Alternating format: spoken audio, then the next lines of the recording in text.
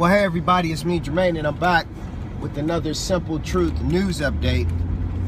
And what I want to come in and share with you today, it's basically I want to revisit now that some time and distance, very little bit of distance, but little time has passed when it comes to the Eric Garner decision there in New York.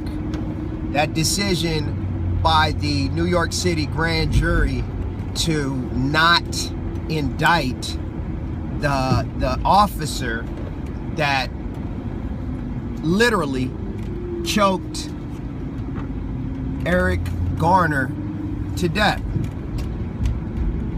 Now, what I want to share with you is the fact that what we're seeing is a lot of people speaking out against this decision, like myself and many others on YouTube, but yet we have the protesters that are out protesting in New York City. They're protesting all across the country, and for the most part they've been peaceful protests, but really what amazes me is what begins to happen when this type of situation leaks into the public domain, as far as the those that are participating in the modern day gladiator arenas. And I'm talking about the sports figures, I'm talking about, you know, the basketball players, the football players.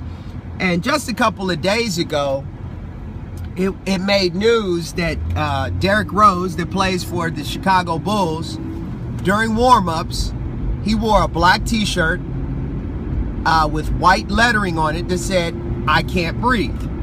And obviously, for all of the those that know what's going on and there haven't been, you know, under a rock somewhere, we have a full understanding of what he's trying to say. But here's the key thing that I want to share with you. Last night, LeBron James, undoubtedly, probably known all across the basketball world as the best player out there right now, and he made a statement himself and another one of his teammates, I think it was Kyrie Irving, they wore the same type of t-shirt. And here's the thing that really gets me, is that Pastor Dow talked about it sometime. Let me straighten this up just a little. Hold on, folks. All right, there we go. Pastor Dow talked about it last week in his series of videos, and you can check him out at youtube.com/Pastor Dow. But he made a video, and I might not get the title absolutely correct, but the title had to do with, you know, that we are all slaves, that people don't, and many people don't really realize it. And that came to light when I'm hearing the comments after the game of, you know, what LeBron James had to say. Now, I'm not really going into or bashing the comments that were said, but it was the tenor and the tone of the comments. And it just came down to basically LeBron James said that the reason why they did what they did was for the family, and that, you know, and their loss, the family of Eric Garner, his wife, and their loss. But then one of the reporters said, was there a larger, you know, was there a larger message intended for that? And LeBron eloquently, and I do use that word very specifically, he said that, you know, what could be larger than, you know, supporting the family during this time of tragedy. All great comments.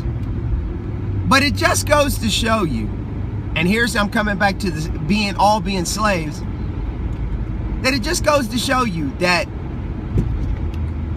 you can, when you are in that public domain, you really cannot speak your mind the way you may want to speak your mind. And that is because, first and foremost, the lifestyle that they have been accustomed to and they've come to enjoy is being paid for by those that could care less about issues like this because it doesn't affect them. That's that very, very small percentage of the population. And this subject and the way that it is discussed can be divisive in two ways. The first way is the obvious, the race situation. This was a black man who was choked to death by one, but accompanied by, if I'm correct in remembering the video, by 3 other police officers attempting to subdue him.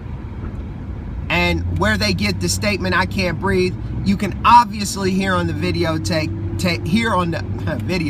You can obviously hear in the video that Eric Garner is stating that he can't breathe. Hands are spread out. He's pretty much, as far as what it looks like, he's pretty much contained. And he's telling them that he cannot breathe. He cannot breathe. And number two, the other divisive situation that we have here is you have the normal public against the law enforcement, so to speak. And the simple truth of the whole matter is that if we get to a point where we are apologetic for everything that happens, we accept everything that happens, I pose this question to you, then what?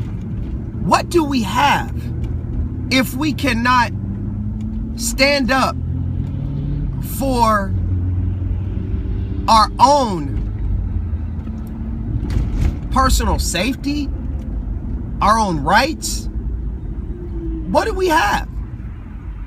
You know, I'm a person that really likes a lot of quotes, and one quote that I remember quite vividly, and that's a quote from Dr. Martin Luther King. And he said that if you don't stand for something, you'll fall for anything. And it's looking more and more every day like this world that we're living in is becoming so passive, is becoming so apologetic on everything. Every time you speak about something or you say something in that public domain, if you're controlled by a certain entity, you have to come back and you have to eat those words and you have to apologize. How long, especially as men out there, how long can you live continuing to just accept whatever someone tells you, and you don't have any opinion based in fact, and you don't have any passion for something that you believe? It is a sad state of affairs, but if you're one that believes in the word, you know, the Bible speaks clearly that in the last days it will become an effeminate generation. And that is really and truly what is happening with this passiveness, this apologizing on everything, for everything, and not having any, again, I'm going to use the word, not having any passion for anything, and just accepting everything. Just something to think about. This has been The Simple Truth. And as I always tell you, it's the simple things that are oftentimes the most profound, but yet they're the most difficult to put into practice and to actually do. I want to thank you for joining me, and I'll be sure to see you, and you again on another episode real soon.